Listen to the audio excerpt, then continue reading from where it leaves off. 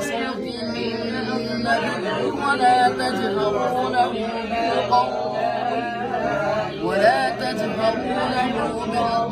كجهر بعضكم لبعض أن تحبط أعمالكم وأنتم لا تشعرون.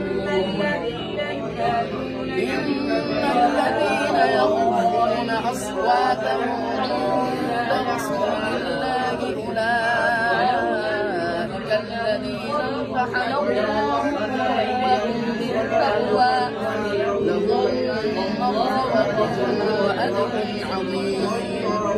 إن الذين ينادونك من وراء الحجرات أكثرهم لا يعقلون.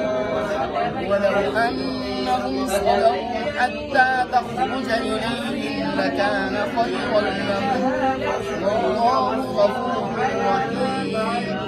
يا أيها الذين آمنوا إن جاءكم فاسق بنبأ